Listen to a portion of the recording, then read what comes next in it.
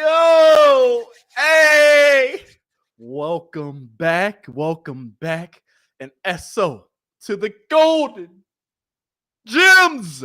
What is he? Podcast, baby. Yes. Hey, welcome back to the Golden Gems. What is he? Podcast, baby. Yes, you here with the one and only, your host, Relly. And hey, hold on. Hey. Before we get into this podcast today, hold on.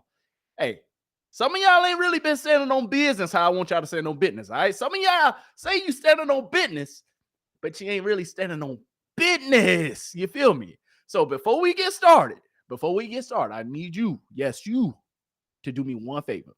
Just one favor. That's all I'm going to ask you. The whole video, I ain't going to ask you nothing else. I promise you, I ain't going to say nothing. I ain't going to do nothing. I just want you to do me this one favor. All right? I just need one favor. One favor. That's it. That's all I ask. All right? Can you please do me this one favor? All right? Make sure, real quick, make sure you sending this to your mommy, your daddy, your best friend of another friend, Lil Johnny, Lil Timmy, and don't forget about Lil Susanna and Lil Susie, who just moved up the block. Make sure you sending this to all of them. You feel me? Because, hey, y'all been slacking a little bit. I ain't going to lie. I miss my beautiful people, but hey, you been playing. Stop playing with your boy. All right, make sure you send this to everybody, even your grandmama. Because, hey, guess what? She want these gems too. You feel me? But, hey, without further ado, man, you here to get some gems. All right. And yes, we're talking about sports today. We got the WNBA coming up for you. All right. And then we got some NFL talk. But on top of that, we got to talk about the NBA and what's been going on over there. You feel me? But before we get into all that, before we get into the sports, before we get into, you feel me, the grunt of the podcast, guess what? I got to go ahead and toss you some motivational gems, don't I? I got to go ahead and give you some gems for your week, don't I? I got to go ahead and get you right for the week, don't I? I did. So what I need you to do, go ahead. You got your popcorn. You got your snack. You got your little Gatorade, a little juice. You got your little sippy cup. You ready? Are you ready? Seriously. Are you ready? Because I'm ready. I've been waiting all day. All right. So yes, I know. Real quick before we get into it, I know we're going at our unusual time right now. All right, we're going at a time, during the day, where, maybe you just getting off of work. Maybe you driving home in a car. You feel me? Maybe you at the crib fixing you a little dinner.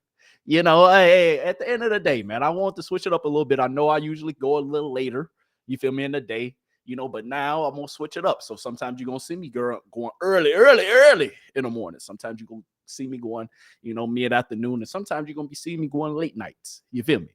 So without further ado, man, just make sure you're ready for all that. But let's go ahead and get into it. So, you know why you're here, right? You know the real reason why you're here? Do you want to know? I'm just going to tell you. I need you to understand this. What's stopping you? What's stopping you? Seriously. Answer that question. What's stopping you? What's stopping you from achieving your goals, achieving your dreams, achieving that thing that you so desperately want? The thing that you want most of all in the world. Your ultimate goal. What's stopping you from achieving it? What's stopping you? I want to know. Is it your girlfriend? Your boyfriend? Is it little Johnny down the street? Your best friend who always want to go out and drink and party and do this and do that? Is it them? Is it maybe, you always strolling on TikTok, laughing and giggling all day? You strolling on Snapchat and Instagram, you texting little Johnny and little JoJo back. Is it that? Is it the drugs? Is it the alcohol? Well, you feel when you drinking all weekend? you lit out here. Is it one of those things? Seriously, I want you to tell me. Answer that question. What's stopping you? What's stopping you? I want to know what is stopping you from achieving your greatness and achieving your purpose on this earth. Everybody got a purpose. Everybody here for a reason. It's up to you to figure out that reason. But in 2024, right now as we speak, in this digital age, what's stopping you? Because guess what? You got damn the dictionary at your fingertips, aka Google, aka Siri, aka AI, aka ChatGPT. We got all these fancy technologies. All right, we got everything out here that you can imagine. But I really want to know, what's stopping you? What's holding you back? What's preventing you from achieving what you really want? I need to know.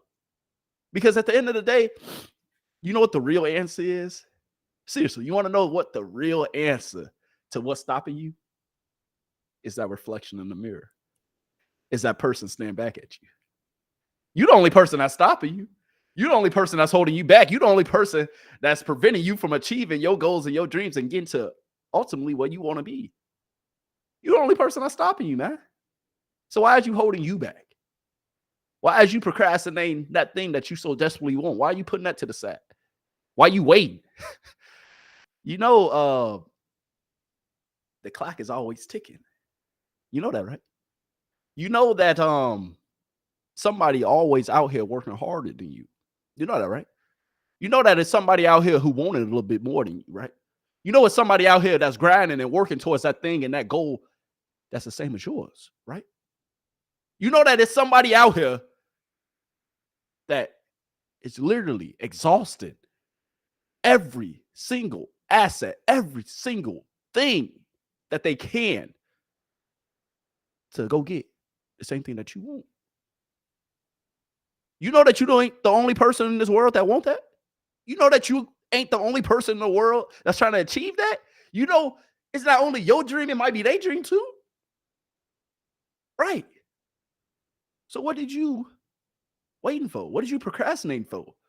Why are you looking up like the sky, might not be falling? Like everything ain't to be done right now.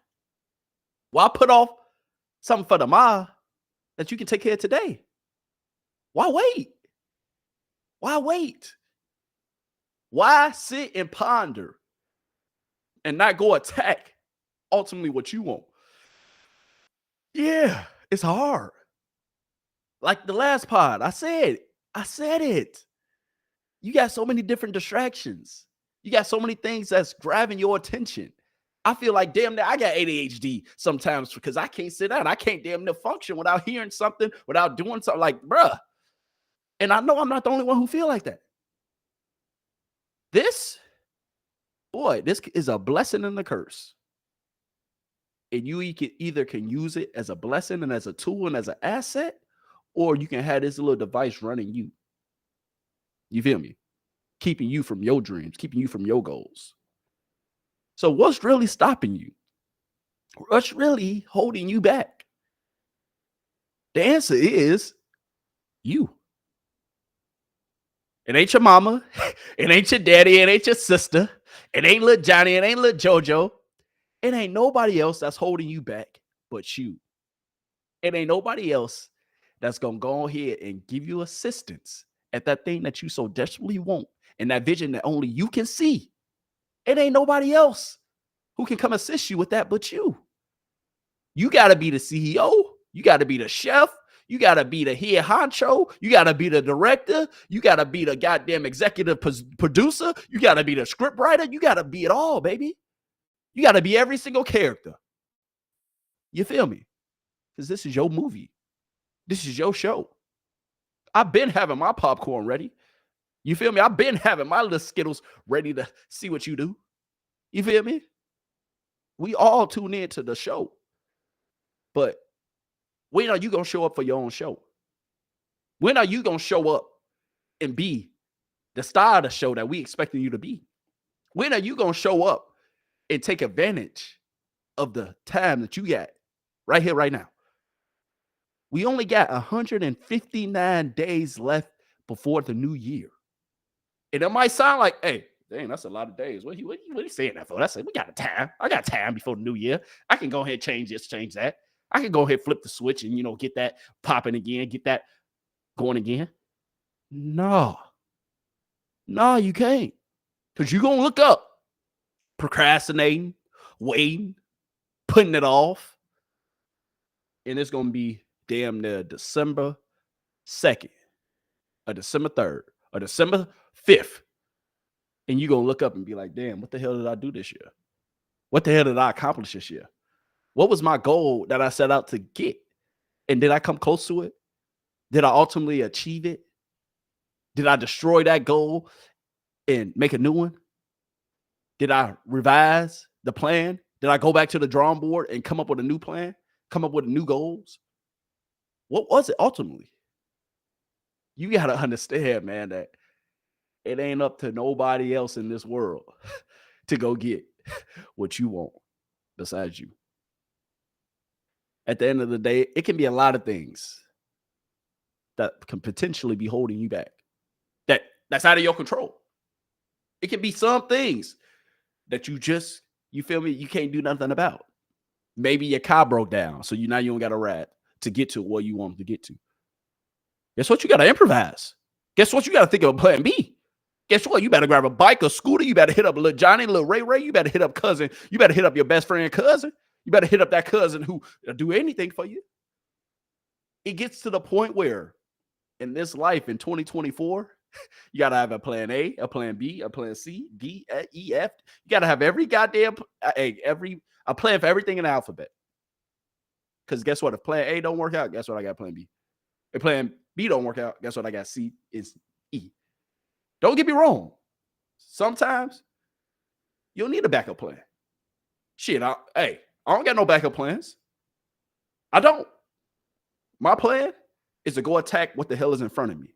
My plan is to go get what I say I want. My plan is to go attain my vision. So that should be your plan. You should be going out here to attack your vision, going to get what you say you want. It ain't up to me. It ain't up to them. It ain't up to them. It ain't up to them or them. It's up to you. It's up to you, ultimately. You feel me? So I need you to really sit down and think about that. What is stopping you? What is seriously stopping you and preventing you and holding you back from achieving what you ultimately deserve? Because you didn't think of that goal for a reason, for no reason. You didn't think of that dream for no reason. You didn't go out and write that plan or script that thing to happen like that for no reason. You write your story every single day. You writing a movie every single day that you're alive. What is your movie looking like? What is your script looking like? Who are your main characters? Who are maybe some main characters that you damn near gotta let die off in the scene? You feel me? Who are some main characters that you gotta let just drift off in the background? Who is the main characters in your life and your story? And ultimately, who is the leading character? Do you know who the leading character is? Do you know you? Do you know what's your ultimate goal? Do you know what your purpose is? Do you know ultimately what your main destination is? Do you know what you want to go after? Do you know what you want to attain? Do you know these things? And if you don't know it, then what is going to help you get to it? What's going to help you figure it out? Because at the end of the day, you got to answer this question. What's stopping you? What's stopping you from achieving your greatness? What's stopping you from achieving that goal, that dream? What's stopping you from achieving everything that you set out to attain this year? At the end of the day, ain't nothing stopping you. Ain't nothing in your way. The only thing that's stopping you, the only thing that's in your way, the only thing that's holding you back is you. I'm the only one that ever holds me back. You the only one who ever holds you back. Because at the end of the day, if you put in effort, if you waking up every day and you trying, if you waking up every day and you going after it, if you waking up every day and you motivated, even on the days where you don't even feel like waking up. Today, I ain't even feel like going to work out. Today was leg day. So you know boys was hopped up out the bed. We like, damn, do I really want to go get it in? And I probably had one of my best workouts that I'd had in a couple of weeks. Because I said, fuck it. Let me go ahead and get up. Let me go ahead and get my gym bag together. Let me go ahead, hop in the car. And let me make my route over here to the gym. And what happened? I showed up. Sometimes half the battle is just you showing up. Sometimes half the battle is just you putting one foot in front of the other and saying, guess what? I'm here today. I'm here. And guess what? When you there, when you set up, you can be like, hold on. I'm here, so I might as well work. I'm here, so I might as well get something done. I'm here, so I might as well, you feel me? Go ahead. Get this shit done. Go ahead. Figure it out. Go ahead. Devise a new plan. Go ahead. Figure out another route. It's okay to switch up the plan if you got to. It's okay to go ahead, go this way, even though you've been going this way. It's okay. Sometimes you got to switch it up. Sometimes you got to go ahead and maneuver. And hey, it's okay that you ain't where you want to be. Ultimately, you're going to get to where you want to be. Ultimately, you're going to attain the things that you want to attain. Ultimately, you will achieve your greatness and you will achieve what you want. If you figure out and accept that you are the only one that's stopping you. You are the only one that's preventing you from achieving what you want. Yeah, sometimes money can be an issue.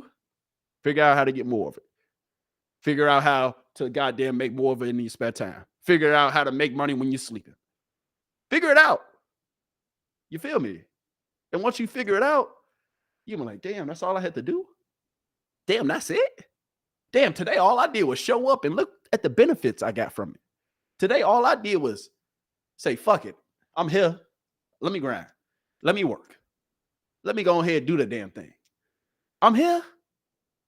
So why not put action into what I want to do? Why not move my goddamn feet into the direction I want them to go in? Why not learn myself, figure out what works for me, figure out what kind of schedule I got to be on to achieve my greatness?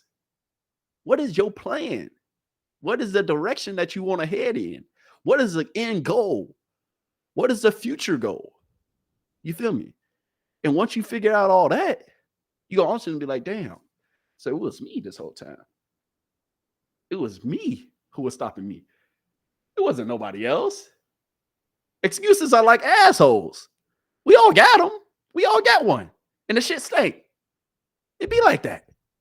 So at the end of the day, if we all got excuses, if we all can find a way to get us out of something that we ultimately want to do ourselves, then what the hell is the purpose? What is the end goal? If you ain't going to go after the things that you want, if you ain't going to say what you mean and mean what you say, then what are we doing? Say what you mean what you say, and go after the things that you say you mean. Say what you mean what you say, and go after the things that you say you mean. Because if you mean it, you're going to care about it. If you care about it, you're going to go after it. And if you go after it, ultimately, guess what? You're going to be one. Yes, just one step closer than you was yesterday. Guess what? Sometimes that's all that matters. You showing up. You putting on them big boy pants and them big girl pants and saying, fuck it, today we gonna get on here and get it in. I don't know what the hell I got planned for today. I don't know what the hell I'm gonna do today. I don't know what the hell this thing gonna look like. But guess what? I showed up. Guess what? I'm gonna try. Guess what? I'm gonna do it. And sometimes, guess what? That can ultimately lead you to figuring it out. Figure out, okay, I can't smoke weed anymore. It's not working. It's preventing me from achieving my goals and achieving my greatness. Damn, I can't hang out with Lil Susie no more. She always talking about this and that, and we ain't never getting none done. She always stopping me or holding me back from ultimately where I want to get to. Damn, I can't mess with Lil Johnny no more, even though I love him, even though that's my boyfriend. Lil Susie no more, even though that's my girlfriend. I love her, but she ain't doing me no good.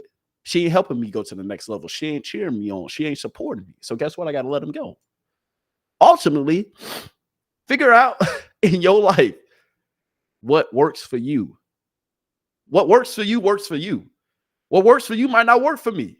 You feel me? And sometimes that's okay, because that's you knowing what works for you and knowing yourself. At the end of the day, what that say? Hold on, let me know yourself. You got to know yourself before anything. And once you know yourself, then everything else is going to take care of itself. Because you know your quirks, you know what works, you know, okay, I got to wake up at this amount of time, or I got to wake up at this time in the morning because I know I can get this, and this done. I know I'm an early person, so let me go ahead. Hey, let me go ahead and get it done. I know I can't really wake up early. It don't really work for me. So guess what? I'm going to sleep in. But at the same time, I'm gonna sleep in so that way I can have some extra sleep, so that way I can stay up and grind, because I know me staying up late nights, that's when I get things done. That's what works for you. Figure out what works for you by knowing yourself and figuring out at the end of the day what's stopping you from achieving what you want. Because once you pinpoint that thing, once you figure out what's working and what's not working, you're gonna be just fine. You're gonna be just fine. But the thing is figuring it out. The thing is putting one foot in front of the other and saying, fuck it, today we're gonna try. Guess what? Today, if it ain't work, guess what? Tomorrow we're gonna try again. Guess what? Tomorrow, if it ain't work, guess what? The next day we're gonna try again. Guess what? The next day, if it ain't work, guess what? We're gonna try again next week. Next week, damn, next month. Next month, dang, 6 months. Guess what? Keep going, keep attacking, and sometimes let life work itself out for you. Let the universe come together for you, because the universe can see what you're doing, can see the work that you're putting in, can see you putting in effort, can see you trying, can see you actually going after what you say you want. So the universe gonna be like, damn, okay, they really want it. So let's assist them. Let's aid them. Let's get out of their way. Let this thing go this way. Yeah, look, it went your way, and look how it worked out. Oh, you going to the next level. Damn, you on the next level too? Damn, you elevating. Sometimes the universe gonna get out your way when you get out your own way. You feel me? Sometimes we are our own worst critics, and that's good, because you got to be tough on yourself. You got to hold yourself accountable. But also know that at the same time, you might be the very reason why you ain't achieving ultimately what you want to achieve, why you ain't going towards your goal and your dream, and why you sitting in the same place as you was maybe 6 months ago, maybe a year ago. Because it's you. What's stopping you? What's holding you back? Figure it out. And once you figure it out, then let God and let life take it from there. Because guess what? Once you figure it out, you put a plan together, you go towards it, you put in effort towards going towards it. I say towards going towards it. At the end of the day, you put in effort going towards ultimately what you want. Because at the end of the day, man, sometimes the hardest part is just showing up. Even if you got to start over, show up. Even if you got to figure out a new plan, show up. Even if you got to, you feel me, start over. Show up. Figure it out. Because I guarantee you just showing up, you're going to thank yourself. So show up for you, and ultimately know that ain't nothing holding you back, man. Yeah, it can be the car broke down. It can be, dang, they ain't want to give me the job. They was discriminating. Oh, dang, they ain't want to give me an opportunity. Oh, dang, they ain't paying me enough. Oh, dang. Yeah, it can be a million and one things. But guess what? It's your life. So figure it out. It ain't going to be easy. I ain't saying it ain't going to be hard, but it's going to be worth it at the end of the day. Because anything that you got that you ultimately want to achieve in this life, it will work out. Just be patient and go after. Straight like that? Nah. Just like that? Nah. Yo, like that. Nah, I'm playing. Hey, but seriously though, hey, I had a question in the chat. Somebody said, how am I doing today? Man, I'm blessed and highly favored, man. How are you doing? Hey, chat, how y'all doing? Hey, comment down below. How y'all doing today? All right, and comment down below also, who did you send this to? Did you send this to your mama, your grandma, your best friend, Lil Susie, Lil Johnny? Comment down below. Let me know how you doing today. Appreciate that question, man. My guy Eric, I'm doing good, man. I'm doing good. Life is good. I don't got no complaints. You feel me? I'm actually trying to figure out what the hell I'm finna go on vacation. I got a couple countries in mind. I'm actually gonna take a quick trip. I need it. So yeah, I'm going out the country. Damn near probably if not next week, probably the week after. Trying to narrow down what the hell I'm going to, trying to keep it, cost efficient. So that way I can come back and, get to work. You feel me? And at the end of the day, man, like I need a break. I need to get somewhere, not in America, be sitting on an island somewhere and goddamn sipping mojitos, living my best life. All right, that's what your boy need. And I've been working all summer. I've been doing this, doing that, getting pulled in this direction, that direction, working on renovations for this property, trying to get another property. Boys have been a little bit everywhere. But, you feel me? Hey, it's what I signed up for. It's the life that I want. So, at the end of the day, I can't complain. Can't complain at all. But anyway, moving on. I hope you enjoyed that sports segment. Psych! I hope you enjoyed that motivational talk. At the end of the day, you know I'm always gonna give you the motivational gems, baby. So hey, I hope y'all all doing best out here. But hey, guess what? We got more. We got more. So moving on to our first, for real, I'm dead serious this time. Moving on to our first sports topic. All right, first sports topic of the day. We got to talk about the WNBA All-Star game. All right, so if you don't know, the WNBA, they just recently had their All-Star game this past Saturday. I was actually going to even cover it Saturday night, but your boy got busy. You know, your boy was outside. I'm lying, but I was kind of outside. I was busy with my family. All right, it'd be like that. But anyway, man, I couldn't find time, and then I was going to hop on here yesterday, but I was watching Nightcap. I ain't gonna lie, with your boy Shannon and goddamn Ocho. You feel me? And they had kind of threw me off a little bit, you know, because I miss watching my guys. You feel me? That is one of my favorite podcasts that I listen to. You feel me? They always cut up and they always talking about something interesting. So I love, you know, showing them some love and watching their stuff. And then too, bro, like I love watching podcasts and different things because they help me brush up on my game, on my skills, and help me, you know, figure out what the hell I got going on over here on the Golden Gems podcast. You feel me? But anyway, you know, enough talking about everybody else. Let's talk about this WNBA All-Star game, though. So if you don't know, the WNBA All-Star game, hey, it was a hell of a game. It was competitive. The girls came out there. I can't even say girls. The women came out there and played and goddamn balled and really was out there hustling and looking like, hey, they wanted the goddamn thing. I'm so proud of how the game went. I'm so proud of how, you know, Caitlin Clark, she came out there. She ain't shoot the ball well. She only had 4 points, but she did have 10 assists, and she did look like she was out there throwing down. Like she ain't look like Magic now, but she looked like, you know, maybe a white girly version of a little Magic. Boy, she was out there saucing it up a little bit, throwing some dimes, you know. So I loved what I saw from her. Angel Reese, you know, she was out there doing a goddamn thing. You feel me? Grabbing boys. It looked, bro, the ball at the end of the day, say if this the ball got damn near got a little mag on it. But whatever she at, the ball gonna go there. Angel Reese can rebound her ass off. And I think that was evident within the goddamn game that we saw. At the end of the day, the All-Star game, hopefully a lot of y'all tuned into it. It was a hell of a game to watch. It was competitive. I love the fact that the women actually got after it. And I also love the fact that it's Team USA. So the U.S. Olympics women's team playing, they're basically like the rookies, the second year, third year players, the players who maybe aren't as seasoned, but who are still, you know, them girls, you know, at the end of the day, man, like, it's a hell of a thing that they do. And I really didn't know that initially, but to find out that, hey, at the end of the day, this is what they do. Like, they put the U.S. Olympics team for whatever that year is. They put them basically up against the youngins. You feel me? Against girls like Angel Reese, against Enrique. I can't even say it. I want to butcher it. But my girl Enrique Osmabawi. Why did I just butcher it? So I've been working on her name literally all day because I really want to hit it right. I'm sorry if I just butchered your name. All right, it's Enrique Ogunbowale.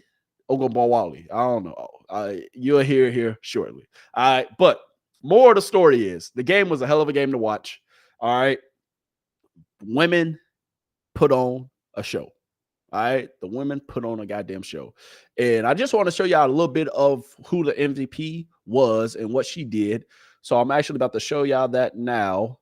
So if you don't know, all right, the girl who won MVP. So the woman who won MVP of the All-Star game, her ass ain't even scored a bucket until the second half. And in the second half, her ass put up 34 points. Yes, 34 points. So I'm going to show you a couple of highlights, and then I'm going to talk about it here in a bit. Thank you, Holly. A 4-point lead for the national team as Akumbawale, what a finish. Clark loses the handle momentarily. Here's Akumbawale. She got it on a 3, and Team WNBA has a 3-point lead. Caitlin Clark has just set a rookie record for most assists in an all-star game with her 9th. Caitlin Clark had 9 assists in a bag. Lobbing it inside nicely to Jones. John Quell spins and finishes. Good nice start down. to the third. Anyway, hold on. In this environment, 4 assists. I just wanted to show you y'all this. Hold on. All her buckets. Assists as well. Bruh. Akumbawale connects. Bruh, like she was out here really like, hey, I know she was kind of upset. If you don't know, she wasn't picked for the U.S. Olympics women team. And she probably went out there with a nice little agenda. Like, hey, at the end of the day, y'all ain't pick me for the U.S. Olympics team. Let me go ahead and cook y'all ass. Y'all ain't want to pick me on the team, have me on the squad. Let me go out here and do what the fuck I do. And she went out there and balled. Now, don't get me wrong. It was still, it was still some good basketball play from both sides. All right. It was still some good basketball play from both sides. All right. But she took the game over. That second half, I'm like, bro, she didn't even score in the first half. I didn't even know her name until she started going off. I'm like, who is this girl? Who a week?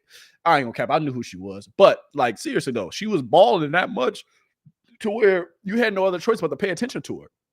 So, more of the story is she put up 34 points in the All-Star game, which was WNBA All-Star game record. So she broke the WNBA All-Star game record, put up points, damn near led her team to the dub. So the WNBA team beat the U.S. Olympics team, which is a little deja vu for them because they also had the same thing happen, I think, in 2016 or some years ago. So kind of right up the alley. But when I tell you this girl was out there balling, hold on, bro, do y'all want to see some more highlights? Y'all want to see her balling again? Hold on. Let me go ahead. All right, I'm sorry. I had turned it off. Oh, nope, they give me an ad. I ain't gonna show it again. But seriously, she was out there balling. Who else was balling for the WNBA team? Angel Reese, like I told you, she grabbed 10 boards. She had 12 points. You know, she was in a bag. What was her name? Jacqueline Jones. I think she balled. She had like a well-wired game. She had like 6 points, 5 assists, 7 rebounds. Like she was in her bag. But that girl, Akumbawale, boy. When I say she was in her bag, she was in her bag. You feel me? Y'all just saw a couple of the highlights there, bro. Every shot contested, pulling up, fadeaway 3. That's what I thought Caitlin Clark was going to come with. You feel me? But Caitlin Clark, we're going to touch on her in a little bit. All right, we're going to touch on her here in a hot second. Just hold on. But seriously, though, like this WNBA game, it was actually like my first WNBA All-Star game that I've ever watched. I ain't gonna lie. Like I said, bro, I'm new to the party. All right, so don't come at me. All right, but this is my first WNBA All-Star game watching, the full thing, and I loved every minute of it. Even the U.S. basketball team, not to trash on them, even though they took that L. You feel me? AJ Wilson, she came in there, she got like 22 points. She got in the bag. But Brianna Stewart, hey, she was out there balling too. She had, I think, like 31 points, 10 rebounds. You feel me? So she was out there cooking. You feel me? So it was definitely a very intriguing game.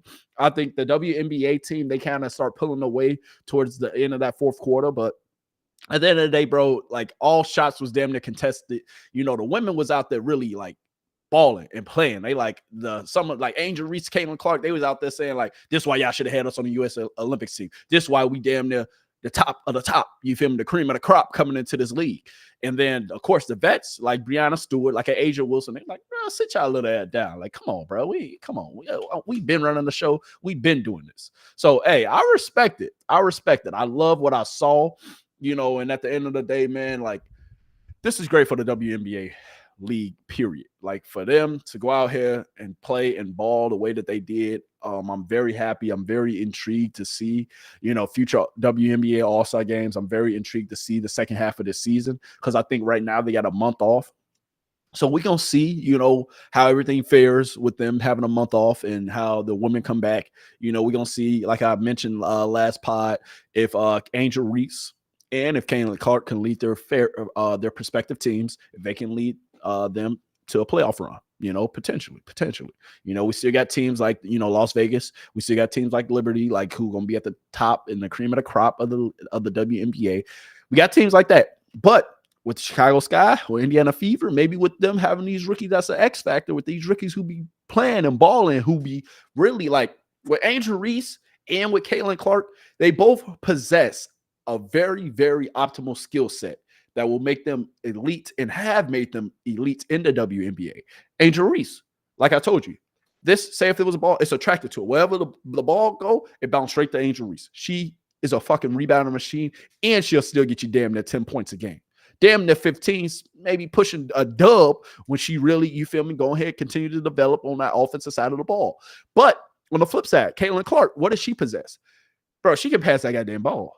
She has a nice skill set to where I'm looking at her, I'm like, bro, you pass it. You ain't looking like LeBron. You ain't looking like Magic, but if they was a girl, they might look a little bit like you. So I'm seeing some things out of both of them, and then even with Caitlin Clark, she hasn't really been shooting well as of late, but at the same time, you got to understand this. Caitlin Clark has played a year straight of basketball. Yes, Caitlin Clark has played a year straight of basketball. So what do I mean by that? She played damn near at the start of this year, of course, with the women's basketball team. They've been playing damn near all goddamn year. And then she had, after the national championship, maybe a couple weeks break. And then she went straight into the WNBA draft and then straight into goddamn the WNBA training camp for women's basketball, for the women's basketball this season. So Caitlin Clark ain't really had a break, bro. So maybe she's fatigued. Maybe she is, having these games or so many games played back to back to back in a short time frame that maybe she need a little rest. Maybe she need a little breather. Rest that jump shot. Go ahead, have some days where she ain't even picking up a basketball. And I think that will be key for her to rejuvenate them legs, rejuvenate that goddamn jump shot, and come in on the second half of the season. Because like I told you, the Fever, they damn near won 8 of the last 13 or 9 of the last 13, I'm pretty sure. So I'm very intrigued to see how they end the season. And then on top of that, Caitlin Clark, she damn near finished her last 7 games. Yes, her last 7 games, she finished like 17-65. So, and that's from the 3-point line with a 26% shooting percentage. So she was not shooting well at all towards the end of the season. She ain't even play in the WNBA 3-point contest. Like, that's how fatigued she's been. She's like, bruh, I don't want to even play in that. Even in the WNBA All-Star game itself, she went 0 for 7. So I feel like she's damn near like, hey, I'm tired of this goddamn basketball shit. I just need a goddamn break. I need to relax. I need to get away from it. And guess what? She got a month to do so. So hopefully she takes these next few weeks to relax, get away from the game. And then when she comes back, she's rejuvenated for the second half of the season. And then she can go ahead and lead her team to a playoff run. We're going to see. Caitlin Clark, I'm rooting for you. Make sure you relax on this month off that you guys get. And hey, come back for vengeance, man. Come back with something to prove. I love it, at the end of the day. Same for Angel Reese, though, as well. Angel Reese, she's played a lot of basketball as well. You feel me? She's been balling out here. She's been going from basketball to basketball. She had the same thing. She had a couple weeks off, maybe more than Caitlin Clark, because she didn't make it ultimately to the national championship game. So, they both kind of in the same boat. So ain't no really excuses for both of them. But with this month off, we're going to see what it does for them. And we're going to see the kind of rejuvenation that it leads to for them. All right? Man, that was a lot, wasn't it? Yeah, it was. But anyway, man. Anyway, I'm very intrigued and I'm very happy for the WNBA. Even for the U.S. Olympics team, for the women's team that they're throwing out there, don't put too much stock into their ass losing to the WNBA team that consisted of Angel Reese, Caitlin Clark, Enrique. Don't really put too much sauce into that, because they also lost to the WNBA team when they had the U.S. Olympics team playing them in the All-Star game a couple years ago, and they ended up still blowing out damn near every team that they played against in the U.S. Olympics. So as far as women's basketball goes, around the world, they still got a lot of catching up to do. They still got a lot of catching up to do. The women's U.S. Olympics team, they will win gold. It will be damn near cakewalk. All right. So, hey, I'm just saying, don't put too much stock into them losing to the WNBA women's basketball team. All right. Don't put too much stock into that. All right. It'd be like that. But on the flip side of it, On the flip side, though, you need to put some stock into the U.S. men's basketball Olympic team because, boy, did you see what they did against South Sudan? South Sudan? What? I didn't even know what South Sudan was. They just got, bro, they literally just got approved. Not even approved. Why I say approved? They just damn near like fought for their own independence, and they actually are their own country. Like, and it hasn't even been 10 years. They don't even got outdoor basketball courts like that. Hold on. I'm getting ahead of myself. Hold on. I'm gonna touch on all that in a second. All right. But speaking of the WNBA, man, I'm excited for the U.S. Olympics women's teams to go out here and ball. I was excited to watch the WNBA All-Star game. It was fun to see. Hopefully next year I can actually go to the game. So, hey, Angel Reese, Caitlin, hey, hook your boy up now. Come on, man. I ain't out here talking for my health now. I hook your boy up. I paid already a couple times to go to a couple games. All right, don't play with me now. Let me get a couple free tickets. That's all I'm saying. I just want a few, not a lot, just a few of them. You know, for me and whoever I bring. But seriously though, let's go to the WNBA. But moving on. All right. NBA Weekly coming your way. All right. So in the NBA, man, man, I don't want to say I told you so. And it's maybe too soon to say I told you so. But I told y'all that boy Bronny was going to be just fine. Bronny James, all right? Yes, he started off the summer league atrocious. Yes, he started off the summer league looking like he didn't belong, in so many words. But those last 2 games he played in the summer league, where he put up, I think, 12 points one game, 13 points the next game, or it was like 9 and 13, somewhere around there. Those last 2 games that he played in, Bronny James showed flashes of an NBA goddamn player. He showed flashes of an NBA player. He showed flashes that he will be just fine in the NBA. And he showed flashes that, hey, he can improve in a lot of different areas, but ultimately he is an NBA player. People were saying that he didn't even look like an NBA player with the air balls, with him, you feel me, not really driving, just going and sitting in the corner, not really doing anything on the offensive end. You know, with him, you know, kind of getting blown by a few times on the defensive side of the ball too, when he's supposed to be a 3-and-D guy, you know, so a 3-point shooter and a defender. You feel me? What's up? Which way you going? Like, you feel me? That's supposed to be Bronny, all right?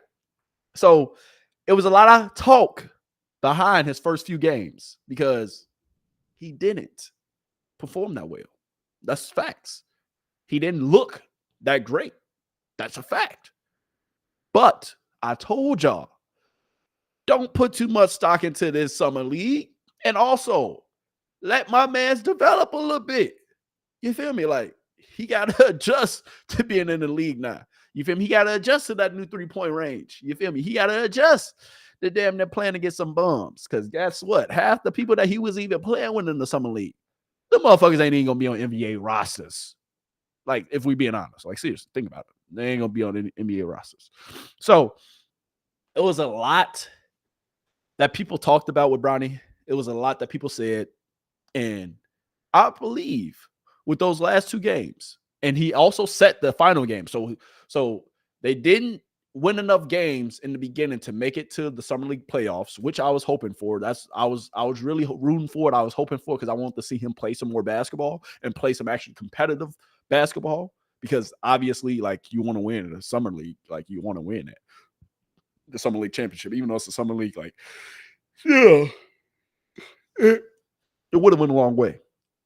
But regardless, with him not playing that last summer league game against, I think, the Miami Heat, I think it was a good move. He built his confidence back up with going 10 for 21. With going 10 for 21, having a great shooting percentage.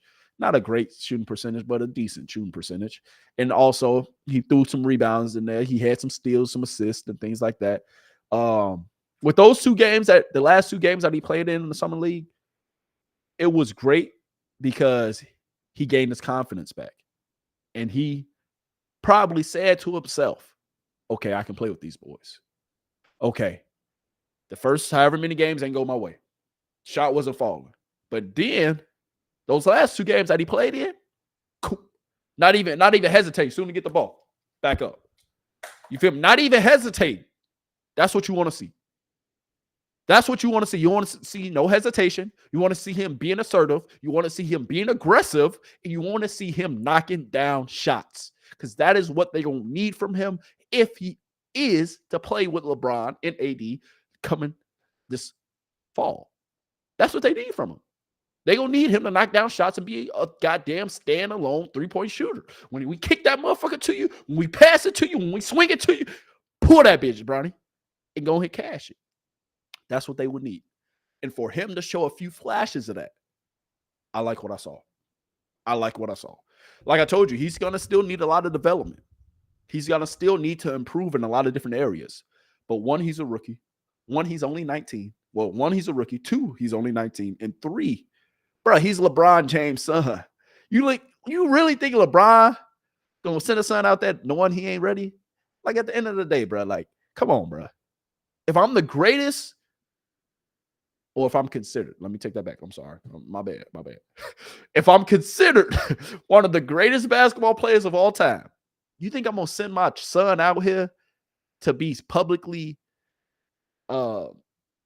ridiculed, to be publicly, criticized if he ain't really got the talent or if he ain't really like that? Hell no. At the end of the day, he did that because he saw something in him. He's played in the league for 20 plus years. He even had a comment a couple years ago that said Brady is better than some of these goddamn NBA players that's in the league right now. And yes, that is your son, so you will say that.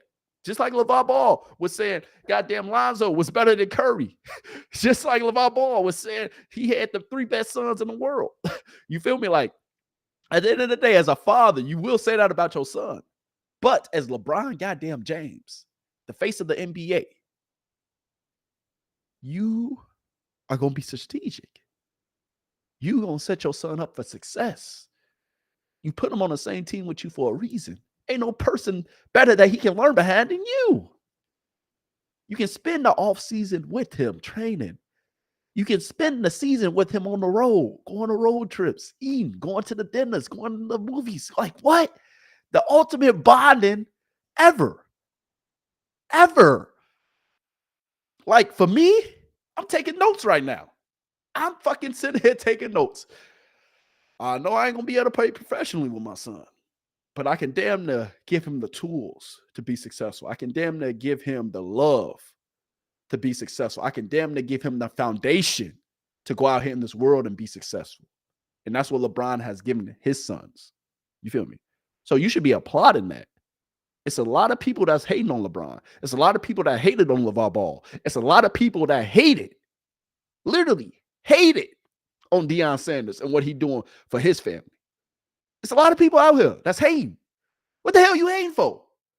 You should be, as a father, taking goddamn notes. How the hell did they do that? How the hell did they set their sons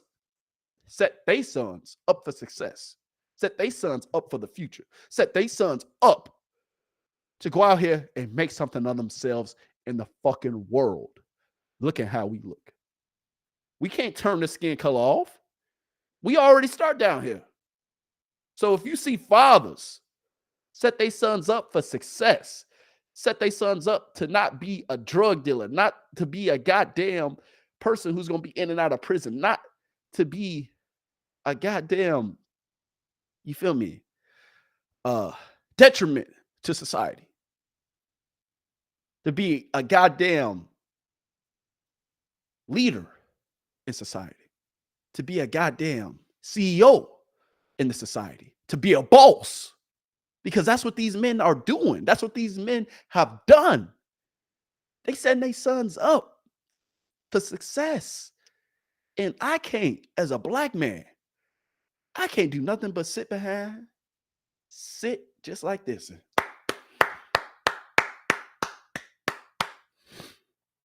As a black man in America, you should feel ashamed of yourself if you hating on these guys. if you hating on a Deion Sanders, if you hating on a LeBron James, if you hating on a LeVar Ball, you should be ashamed of your damn self. Because, bruh, we already started at the bottom. To have fathers that's present, to have fathers that's setting their kids up for success, to have fathers that's in their lives, in their kids' lives on the regular, showing them the example, giving them the tools to go out here and make something of themselves, you'll be, bruh, what? You'll be a goddamn fool to go against that and to not take notes and to be a hater. What LeVar Ball did for his sons was phenomenal. What Deion Sanders is currently doing for his sons is phenomenal. What LeBron James is about to do for his sons is phenomenal. As a father, you should be taking goddamn notes. As a father, you should be sitting back and saying, God damn, how the hell can I do that? As a father, you should be sitting there applauding these men, these black men, for getting their sons to see more success than they did. Potentially, because they fathers, they really are like that. Excluding LeVar Ball, but LeVar Ball, he's like that too. You know, he coached them up, he got them right. But seriously though, like, man, if you hating on these men who going out here and doing a damn thing for their family, who making productive members of society, who making leaders, making goddamn millionaires, creating generational wealth for their family, bro, you a goddamn hater. You a goddamn hater if you're doing that. So SO to LeVar Ball, SO to Deion Sanders, and SO to LeBron James, man. I love what the hell I see from y'all, the example that y'all setting for y'all kids, and I hope one day I can do the same for mine. Pray that one day I can do the same for mine. Seriously. But let me get off my soapbox. All right. In conclusion, SO to them. But moving on, man, to the next topic, man. I'm sorry. Y'all know how I get now. You know how I get. All right. But Team USA, they only beat South Sudan by 1 point the other night. And then against Germany, they had 40-year-old LeBron James scoring 11 in the fourth and bringing them back to win the game. So, do we have to pump our brakes with Team USA? Do we have to pump our brakes with Team USA? Is Team USA not who we expecting them to be? Is Team USA gonna catch a couple L's? Is Team USA ready for the challenge that's to come?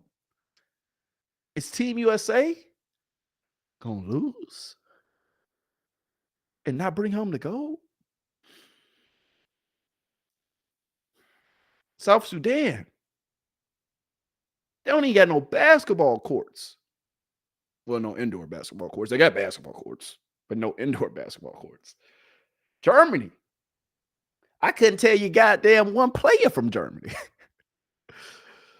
So, I'm saying all this to say, should we pause on our expectations for Team USA? Kevin Durant hasn't played a game yet. He's reported to be practicing, though. LeBron James, at the age of 40, is damn near having to lead these boys to victory. I ain't saying that's a problem that LeBron out here balling on boys. I ain't saying that's a problem that LeBron out here looking like he damn near in his 20s, boy. I ain't saying that's a problem. But I am saying, do we got to pause? Do we got to keep a little bit of that money that we going to bet on these Team USA Olympic Games? Do we got to keep a little bit of that money in our pockets? I'm just saying. Them beating South Sudan by only 1 point. Them boys played on a basketball court. Them boys played on an indoor basketball court for the first time. Damn near that day, 2 nights ago, when they played them against Team USA. That was their first time playing on an indoor basketball court. All right, I'm gassing it. But seriously, though. And then Germany, bruh, damn, you was down, I think, at one point by at least 10 plus to Germany. You had to have LeBron come save the day again? Bruh, I ain't gonna lie to you. I might be keeping a few of my dollars in my pocket than betting on Team USA. On paper, hey, ain't nobody better. But from what my eyes tell me, and I see sometimes 3D when I got the shades on, I don't know, bruh. I don't know, bruh, if I should be taking a couple steps back. I said, fuck it. They just exhibition games. You know, they're just out here playing. They ain't really ramped it up yet. Yeah, I don't know, man. Comment down below, man. Do you think Team USA is gonna get the goddamn job done? Do you think? I don't know why. I just almost fumbled over those words so bad. But anyway, do you think Team USA is gotta get the job done? Comment down below. Let me know. But LeBron, damn near driving to the goddamn hole, getting buckets, looking like he 20, looking like he ain't aged a day. Hey, LeBron leading the show, leading the way. I don't know. But at the same time, they still got Curry. They still got Kevin Durant if he plays. They still got Ant-Man, Anthony Davis. They still got Joel Embiid, Jason Tatum, Derek White. No, I'm gasping.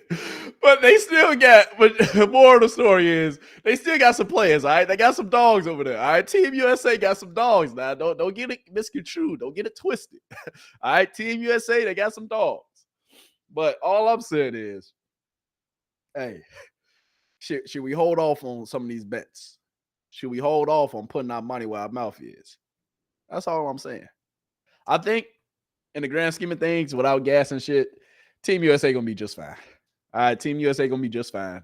I feel like with LeBron leading the way, being the leader that he is, being the damn near like the number one, like the go-to guy. At the age of 40, he's still him.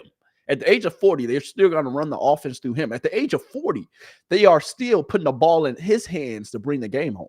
Steve Kerr is. So I'm not going to lie to you, man.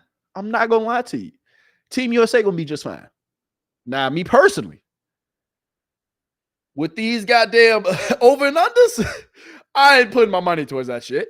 I'm going to put my money on the money line. Whoever win or whoever lose. Team USA, I'm putting my money on you. I ain't doing the over-under shit because y'all fuck around be playing and win by 1 or 2 points damn near every game. So I ain't going to do that. But I am telling y'all, just be mindful. Just be mindful that some of these games might be closer than you think. That's all. That's it. So SO to LeBron, SO to KD, SO to Curry, SO to Ant-Man, SO to Anthony Davis, SO to Joel Embiid, SO to the whole Team USA and everybody that's a part of the U.S. Olympics team. SO to y'all. Bring home the goddamn gold. But at the same time, don't play with house money, man. Don't play with house money. All right? Go ahead in there. Get the job done. Bring your ass home with the gold. You biting on that motherfucker. You feel me? You feel me? You feel me? But anyway, man. Anyway, like I said, with Team USA, I ain't gonna say they ain't gonna win the gold. I ain't gonna, say they ain't gonna get the job done because they will. But if I was you, I'll be mindful of where I put my money at. Where I put my money at. But anyway, man, moving on.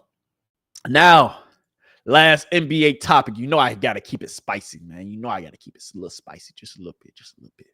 Last NBA topic, man, I got for you. Does JJ Redick last more than 2 seasons for the Los Angeles Lakers? Yes. So, in the grand scheme of things, does JJ Redick last more than 2 seasons as a head coach for the Los Angeles Lakers. I believe he signed a 5-year contract, maybe 6 years. Actually, let's see. JJ Redick contract. So, JJ Redick, he signed a 4-year deal with the Lakers.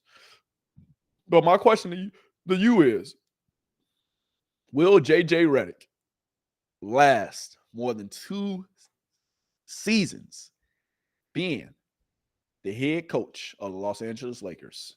Let me sip a little water, give you a little time to think.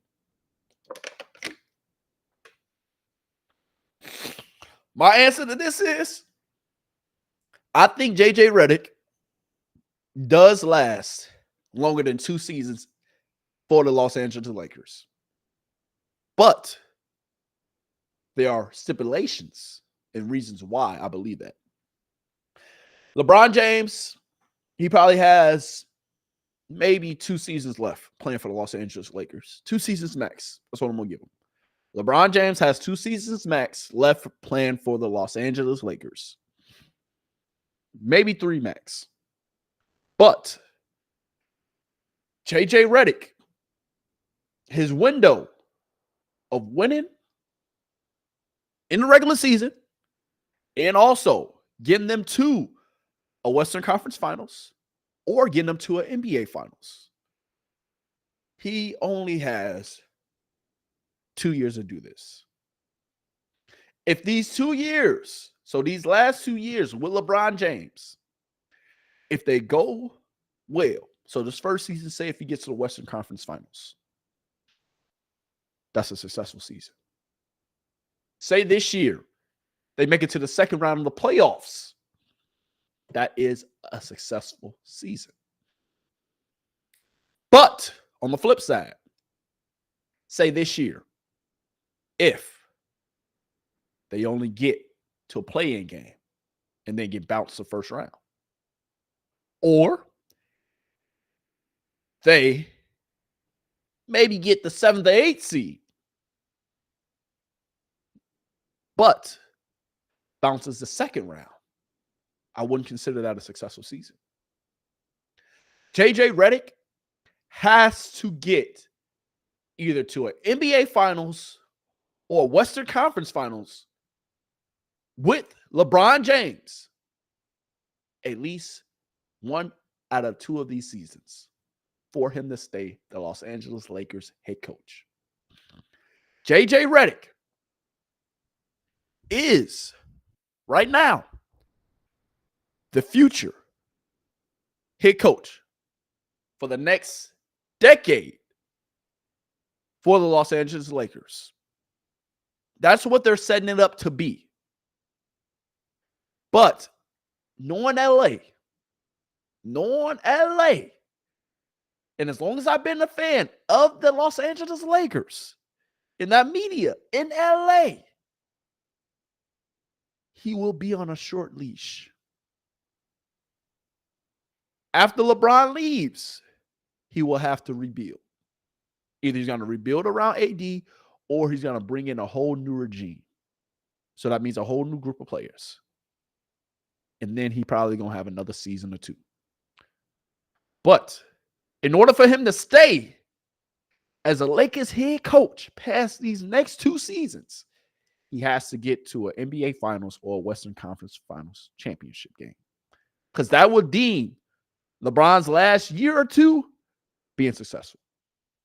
And that will give Jeannie Buss the obligation or the authority to say, okay, JJ, you did fine. We'll keep you, let you rebuild, and see what the future looks like with you being here. They made this decision because they envision JJ Redick potentially being like that more. I said, like that man. I don't know what the hell I was trying to say. They envision JJ Redick being like that man. Not Eric Spoelstra.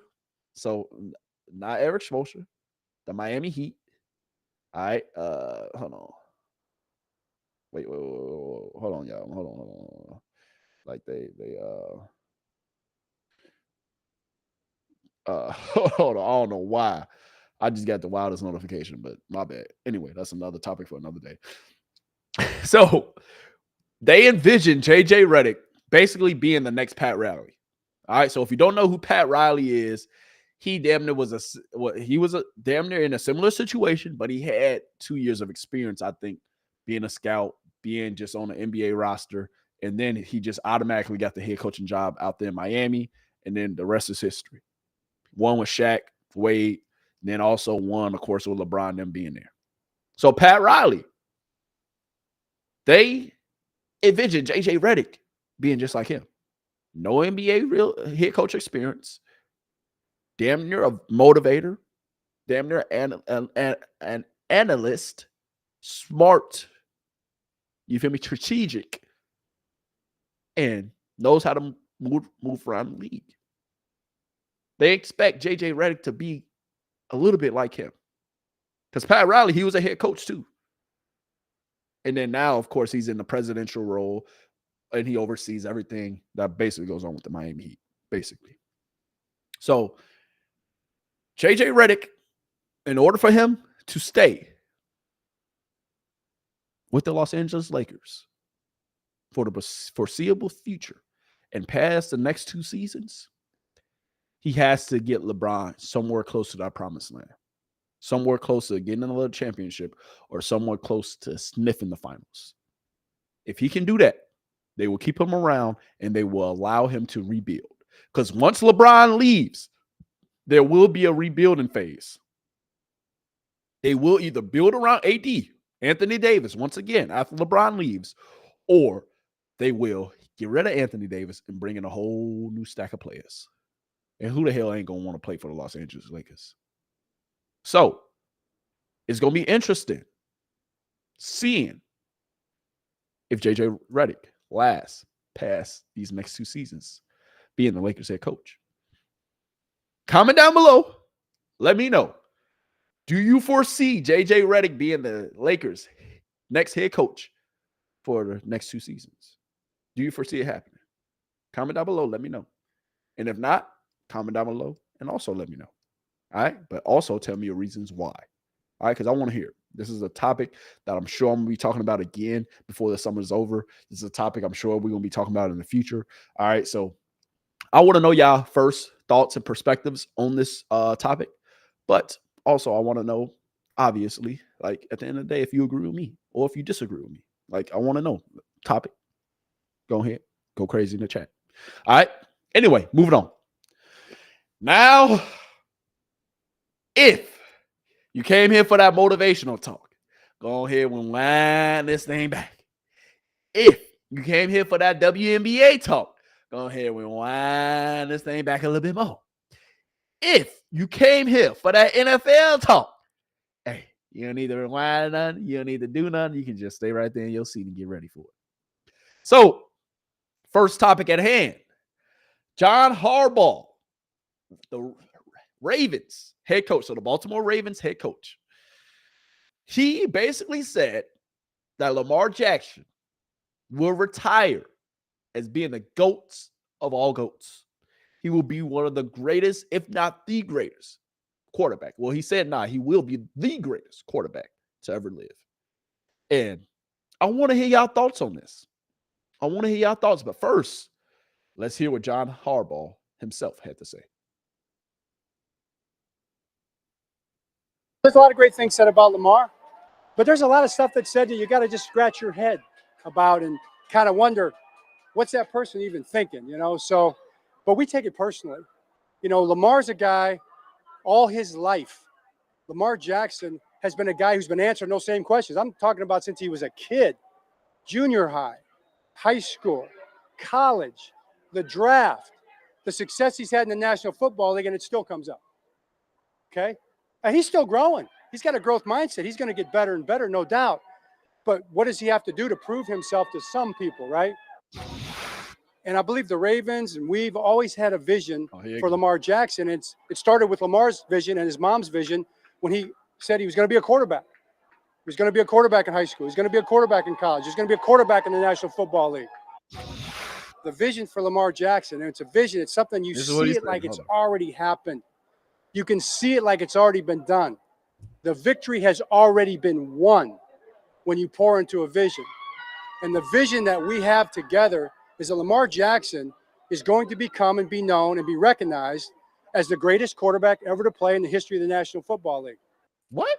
Recognized as the greatest quarterback ever to play in the history of the National Football League. What? And the vision that we have together is that Lamar Jackson is going to become and be known and be recognized as the greatest quarterback ever to play in the history of the National Football League. And is going to become and be known and be recognized as the greatest quarterback ever to play in the history of the National Football League. All right. I had to play it back a few times because I had to really sit and really ponder with this.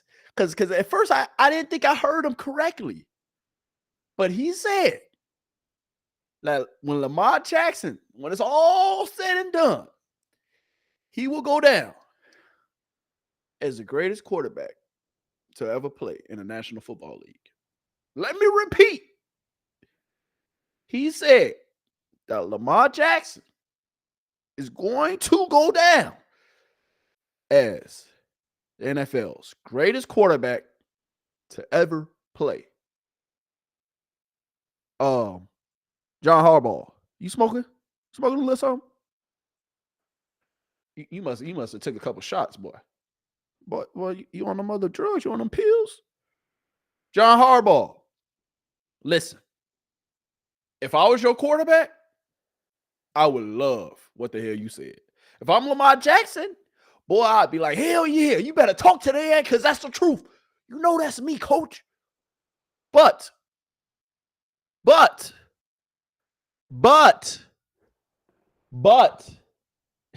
if we being realistic, dog, it's only one GOAT of all GOATs in the NFL. It's only one legend quarterback that ain't never being surpassed or touched. At least I hope so. And that's Tom motherfucking Patrick motherfucking Edward motherfucking Brady, baby. What are we talking about? John Harbaugh, I hope you ain't smoking that shit. Seems like you smoking a little Reggie over there, boy. Hey, we got some nice Chicago dispensaries I can put you on to. All right, when I'm back home, I can hook you up now. I got a plug. John Harbaugh, I need you to come up to the podium, though. I need you to come back up here. Because what you said was a little blasphemy. Lamar Jackson is without a doubt a phenomenal quarterback. Lamar Jackson is a two-time MVP. He is one of the best quarterbacks that we have in the NFL currently.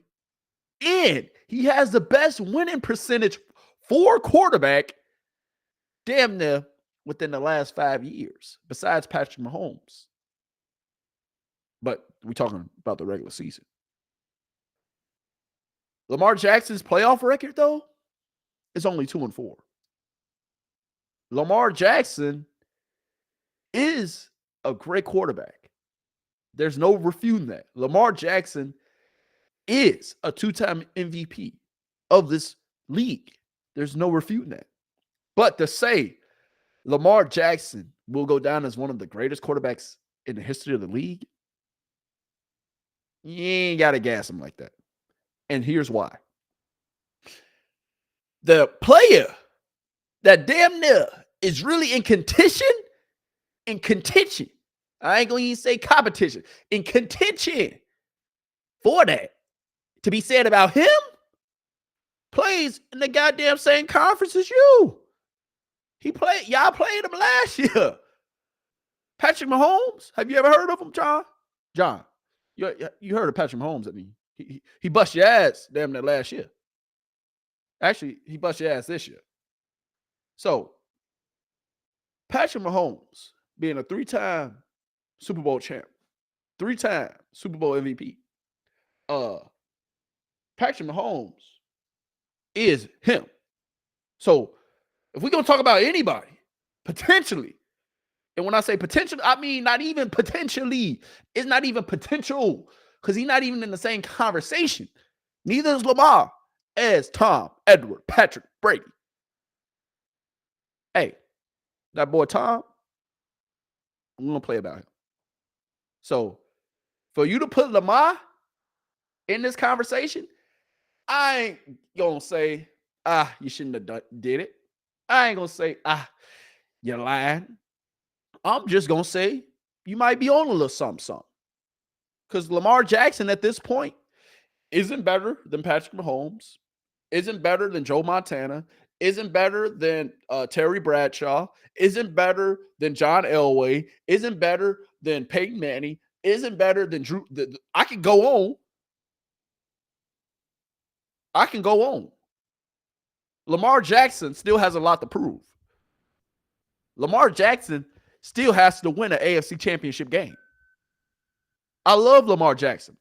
I wanted him to win last year and make it to the Super Bowl. But that's all hopes and dreams. Until it happens, we can't say nothing. Until it happens, we can't do nothing. Until it happens, ain't nothing really to be said or spoken. Lamar Jackson, at the end of the day, is a phenomenal quarterback. I'm not saying he's not.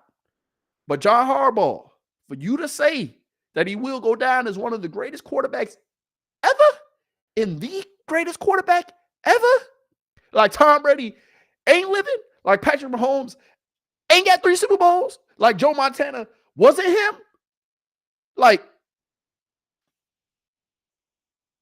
what are we really talking about? What are we talking about? Like, at the end of the day, bro, at the end of the day, I love Lamar Jackson. But John Harbaugh, hey, you tripping. You tripping.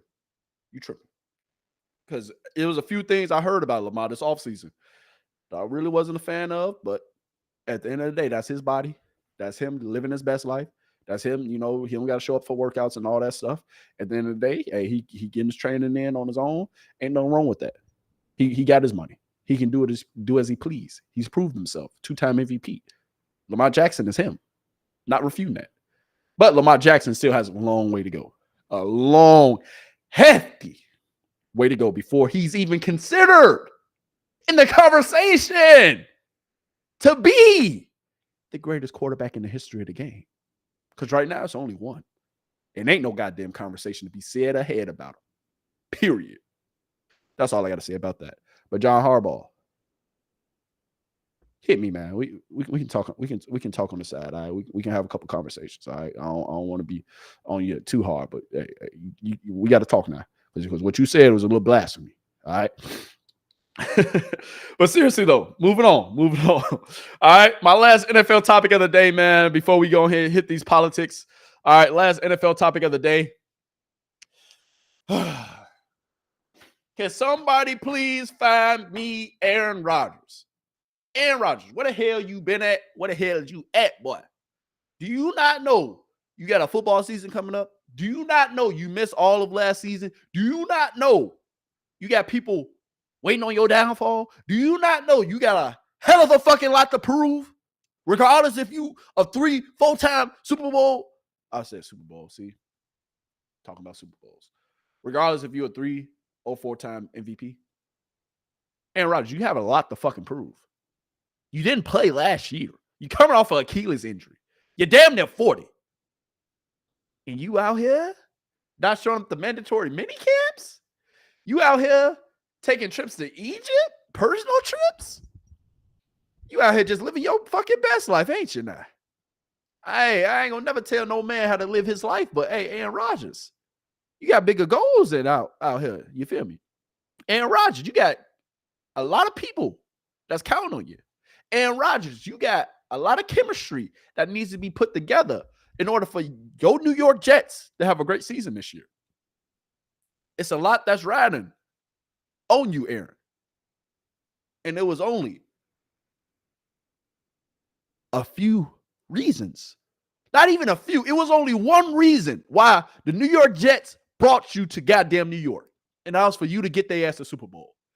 And now, the biggest season of your career, the biggest season of your life, in my opinion, because don't get me wrong, you do got some Super Bowl, you got one Super Bowl, and you do got some MVPs.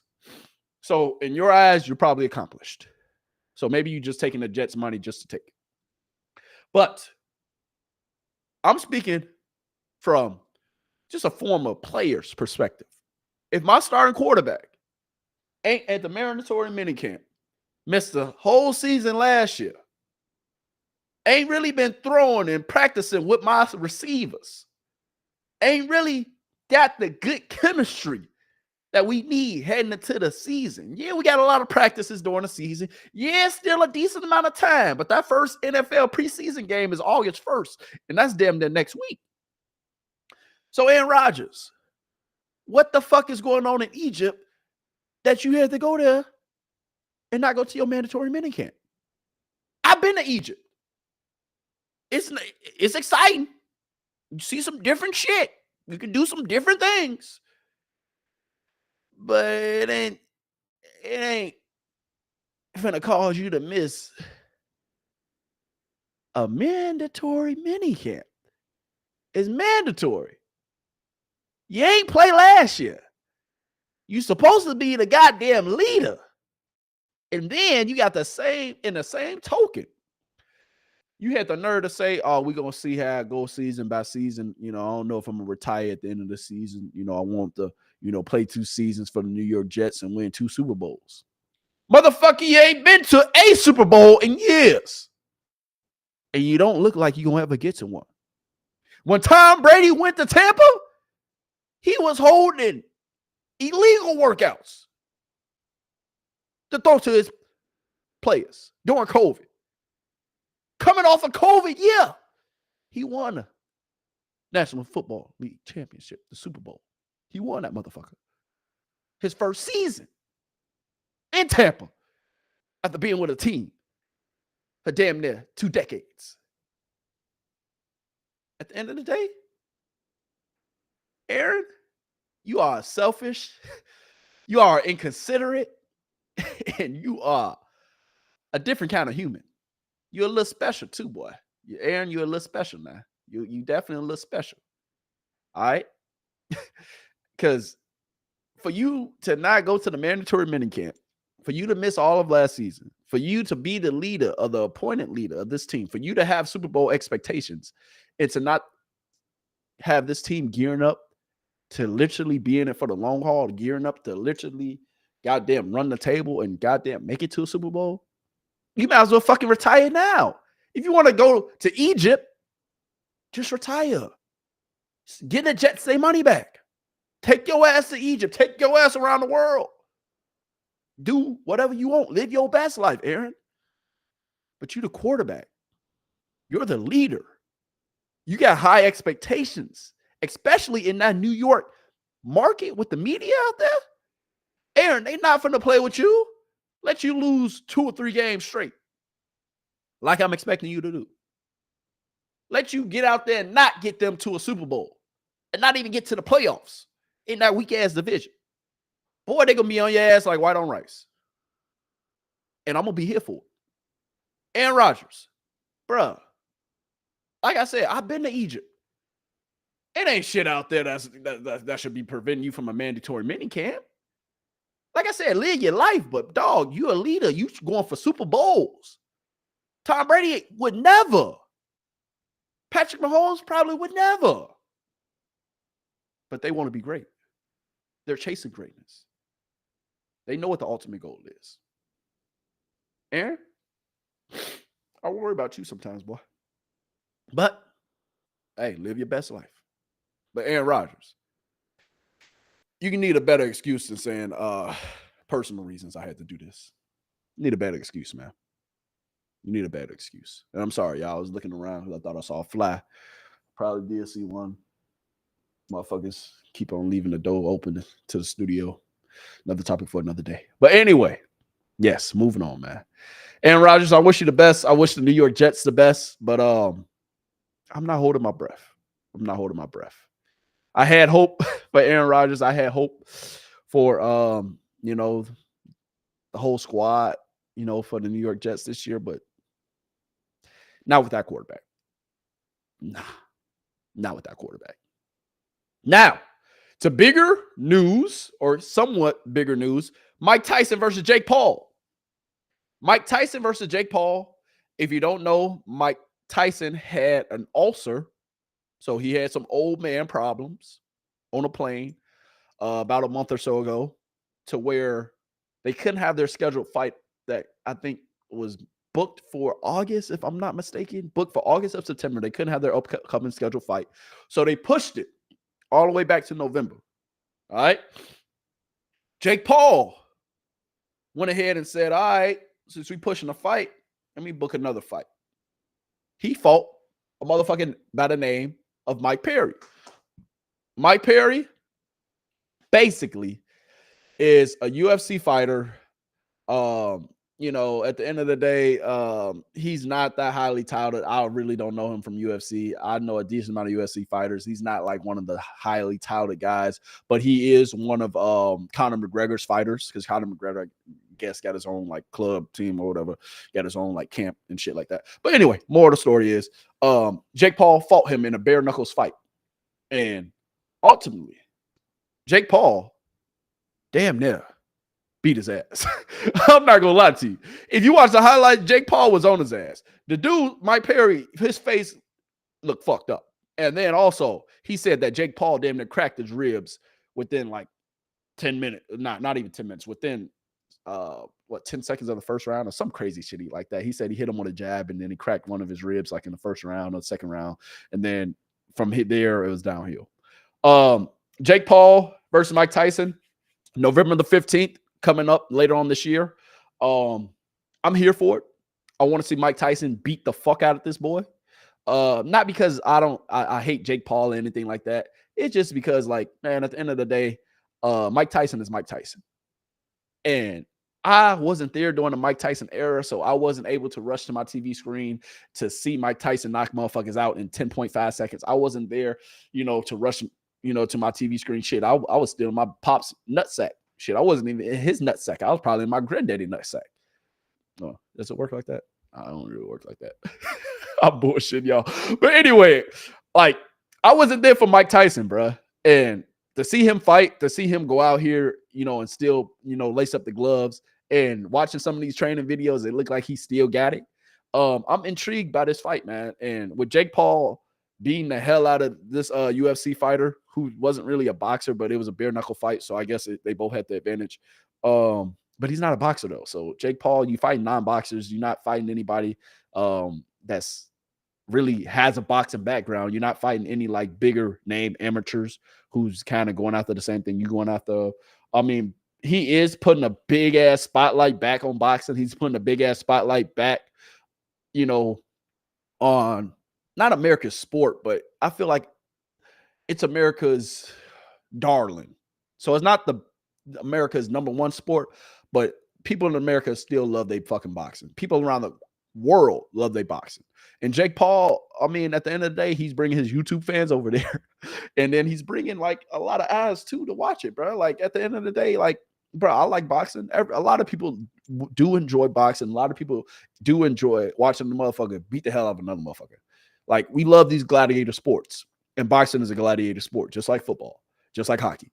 All right, we love these gladiator sports. So, I'm here for the fight. I didn't know that they were scheduled for November 15th, but I'm here for it. I'm not gonna pay for it, but I'm gonna figure out a way to watch it. I'm gonna be watching it at somebody's house. I might even come watch it at your house. So shit, if you want to invite me, hey, November 15th, come on. Hey, I'm gonna clear my schedule. So go ahead and let your boy slide. Hey, I'll bring some wings. I'll bring a little buffalo chicken dip, a little some. You feel me? I'll bring some little salsa chips. You feel me? I'll bring a little some. But yeah, man, like I'm here for the fight. Jake Paul, SOU, you did knock the fuck out dude the other night. I watched the highlights. I didn't really watch the whole fight. Probably saw like 5 minutes of it. Then I turned the shit off because I wasn't interested. But anyway, yeah, Mike Tyson, I'm ready for you to knock the hell out of Jake Paul. I'm ready for you to pummel his ass, if I'm being honest. But regardless, we got to get to bigger news. We got to get to the biggest news. All right. So if you came here for the motivational talk, I need you to rewind this thing back. If you came here to hear me talk about the WNBA, I need you to rewind this thing back. If you came here to hear me talk about the NBA, I need you to rewind this thing back some more. And if you came here to hear me talk about the NFL, I just need you to rewind this thing back just a little bit. But if you really, really came here to hear me talk about that boy, Sleepy Joe, or if you came here to hear me talk about that other boy, Donald Trump, guess what? You came to the right place. All right. So I'm not huge on politics, y'all. I'm really not. All right. But the 2024 election is getting spicy out here. All right. So if you don't know, Sleepy Joe Biden has stepped out of the race. Sleepy Joe Biden is bye-bye. He's no more. All right. He's still the president of the United States currently, and he will remain the president for the remainder of his term for the next 6 months. But Joe Biden has dropped out of the race. And now, to be the president for 2025, to go against Donald Trump, to save democracy, it's all up to one woman. One woman and one woman only. And her name is Kamala Harris. Woo! Clap it up for Kamala. Clap it. I'm guessing. But yeah, Kamala Harris is now on the ticket to go against Donald Trump. All right. So Kamala versus Donald Trump. When I heard the news about Joe Biden dropping out, I'm not gonna lie to you, I was damn hyped for it. Because I knew after Donald Trump had that attempted assassination that his supporters was going to come out full-fledged. His supporters was going to come out ready to swing. His supporters was going to goddamn show up on November 1st at the polls. Yeah, November 1st. Anyway, whenever the election is, the motherfuckers going to show up. All right, but seriously though, Donald Trump, I thought, had this goddamn shit in the bag. After them to get almost assassinated, having motherfuckers saying many men, all these memes, all this shit. After the fist, boy, I thought it was over with. But fear no more. That girl, that woman, Kamala Harris, hey, she might have a little something to say about it. Kamala. Yes, Kamala versus Trump. Joe Biden has endorsed her. So Joe Biden basically has pushed her to the front. I think at the end of the day, the Democratic Party, they had no other choice but to accept Kamala or Kamala, whichever one you want to call it. I'm going to call it Kamala. So Kamala, I'm sorry. It'd be like that. I think that's your name though, Kamala. Can I call you Kamala? Kamala Harris. They had no other choice but to put her as the Democratic, nominee, because it's too late to kind of restart a whole new campaign around somebody else. She was already on the same ticket as Joe Biden because she was still going to be his vice president for the next term if he won, this year's election. But with Kamala Harris, man, it kind of sparked something in me. It sparked something in me, seriously. I did watch her acceptance speech that she gave last night or the other night. I did watch her acceptance speech talking about her accepting, the Joe Biden's endorsement. Her and Joe Biden having a cute ass little moment on the phone. Oh, I love you, Joe. Oh, I love you too, Kamala. Come on, go get him, kid. It was cute as hell. It was cute as hell. If you don't know what I'm talking about, here, I might even show you. Kamala talks to Joe Biden. All right. So Kamala, she was talking to Joe. All right. She really is, goddamn, my only hope. If you're a Democrat, she's our only hope. I'm not really a Democrat. I'm not a fucking Republican. I don't really fuck with politics, period. But when it affects my goddamn life, I do pay attention to it. And with Project 2025, if you ain't heard about it, you better look it up. With Trump trying to give motherfuckers immunity, and with the Supreme Court giving this motherfucker president, so Donald Trump potentially, if he's the next president, he'll have immunity. And then Donald Trump also trying to give goddamn all the police officers immunity too? Ah, hell no. You gotta come see me. Pamela for president, goddamn it. But seriously, if you don't know about Project 25, I'm not going to get into all that shit. If you don't know about what Trump is planning to do when he gets into office, you can Google that shit. All right. At the end of the day, Trump has been sitting back and he's been waiting for goddamn 4 years since Pamela and since this motherfucker Joe Biden has been in office.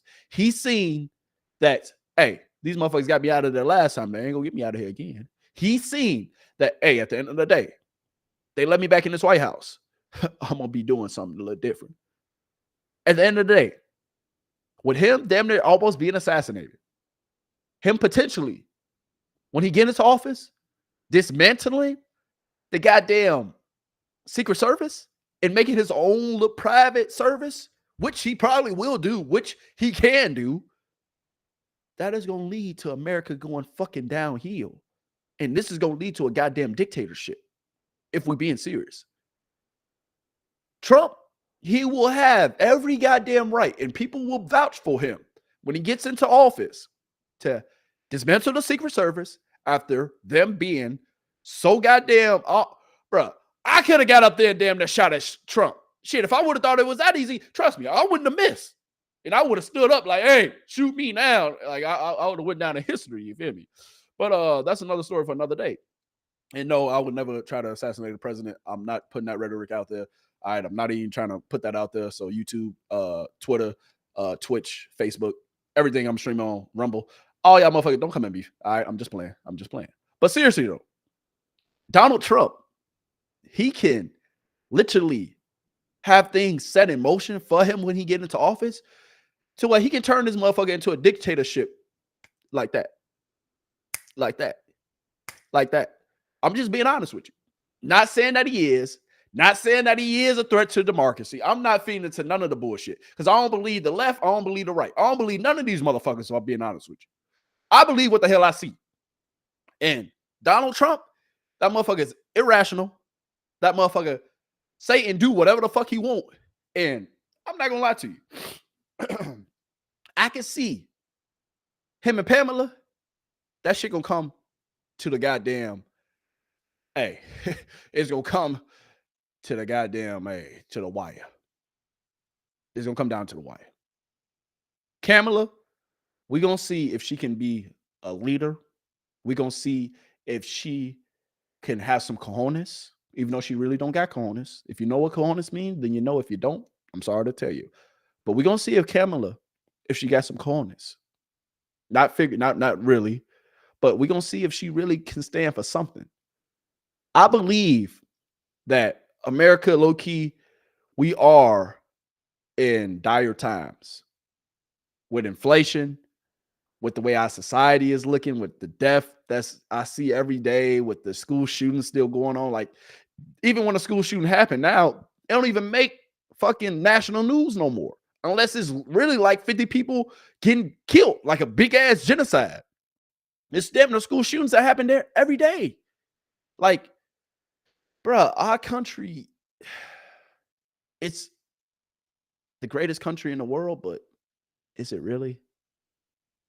So with our country being in dire times, this election is extremely important. I'm not going to tell you who to vote for. I'm just going to tell you that Kamala, she might be a slight option. Biden, right off into the sunset, live your best life. Enjoy your last few years because you only got a few. The way you looking, you can go at any moment. I'm just being honest. I love you though. But I'm just being honest with you. With Trump, the only reason why I'm against him being in office, low-key, is because you don't know what to fucking expect from the guy. Yeah, he might put more money in the rich pockets. Yeah, he might, you feel me, build the wall, prevent immigrants from coming in, all that fancy shit that he talk about. But with him trying to stay as far away from 2025, when the motherfucker who was on his campaign written Project 2025. So if you don't know, Project 2025, Google it. Tell ChatGPT, highlight all of the goddamn important facts, and you will hear exactly what the hell I'm talking about. Trump, he's just too irrational for me, dog. Biden, he was a little too slow for me. Harris, Kamala, you feel me? You about 59. You're a little young. You know, you look good. You talk good. You got the political background. You're damn near like Barack 2.0. I just hope you're a little bit better than him and you do a little more for us when you get in there. But more of the story is, man, like, yeah, I don't trust neither one of these motherfuckers. I don't really want Pamela to win. I really don't want Trump to win. But what I will say is that with Pamela Harris being in office, I said Pamela. Now I'm calling her Pamela instead of Kamala. Oh, my goodness. All right. But with Kamala, seriously, with her being in office, man, I believe that she's giving women hope. Because if you don't know, even that Ohio State motherfucker that Trump got for vice president with him, they trying to get rid of women's rights. And I'm never going to tell a woman what to do with her motherfucking body. And if Trump and this man got into office, they will make a national mandate to tell motherfuckers, or to tell women specifically, not motherfuckers, to tell women specifically, you cannot get an abortion. Yes, I know that America's population numbers are dwindling. My generation of people, we ain't really having babies like that. My generation, we ain't really popping them out like that. You feel me? We need to. I'm about to be soon, you know, once I can find the right one. But we ain't baby making like we used to. So I can understand why they would want to eliminate abortion, why they would want to do all those things. But who the fuck are you to tell a woman what to do with her body? Who the fuck are you to make a mandate for a woman to do what you say do? That's not the world I want to live in. I don't want nobody telling anybody what to do unless it's within the laws or it's within motherfucking decency of the laws. Actually, if it's within decency of the laws, because some of these laws, them a little wild, but the laws are laws for a reason. I don't want no anarchy out here. I don't want motherfuckers just going around just doing whatever the fuck they want, slapping motherfuckers, killing motherfuckers for no reason. You know, it's already happening. Scratch my head. Another topic for another day. Anyway, with this, seriously though, I feel like it's a lot of things that Trump has hidden in his agenda that might be why I go with Kamala, because we know what the fucking expect from her. Yeah, my pockets might be low for the next however many years. Guess what? That's on me to fucking make my pockets fatter by getting another job, by motherfucking investing in more real estate. Goddamn, you feel me? Investing more in the digital market. Like that's up to me. But with Trump, it's too many things that's screaming that this motherfucker gonna try to set us up for a dictatorship. Too many things that's screaming that this motherfucker might fucking send us to war. It's too many motherfuckers screaming that he just ain't gonna be a good option. So I understand that people gonna vote for whoever they want. But all I want you to know is when you do vote, make sure you do your research. Make sure you look into these candidates. You know, the Democratic Party with Kamala Harris, she made damn near almost 90 plus million in less than 24 hours of her being elevated, basically, to the Democratic Party candidate. You know what that tells me? It's a lot of motherfuckers behind her. And there's a lot of motherfucking Democrats who damn near, okay, we woke now. Sleepy Joe, bye-bye. The rest of us, let's gear up for goddamn war. I pray to God that our country eventually comes to a place where we moving forward again instead of backtracking. I pray to God that some laws change. I pray to God that, you know, some things change in our nation till we get back to the basics. But not holding my breath. Not holding my breath. So to finish off my political spiel, or squeal, or whatever you want to say it, Do your research and pick the right candidate for you. Period, point blank. All right? You understand me? You hear me? You sure? All right, so if you understand me and if you hear me, I need you to do me this one favor. Can you please do me this one favor? I need you to send this. Yes, this same video. Send this to your mama, your daddy, your best friend of another friend, Lil Johnny, Lil Timmy, Lil Susie, or Lil Billy Bob Joe from down the street, up the block. Send this to all of them. And specifically, send this to them. Send this to everybody. All right? Spread the love. Spread the wealth of these gems with everybody in their mama. All right? And show your boys some love. All right? All right. Thank you for tuning in to the Golden Gems. What is he? Podcast, baby. And without further ado, man, know this. I love you. I appreciate you. You're blessed. You're highly favored. And hey, ain't nothing stopping you but you. So remember, what's stopping you? Nothing. Nothing at all. Keep going after your goals. Keep going after your dreams. Keep living. And guess what?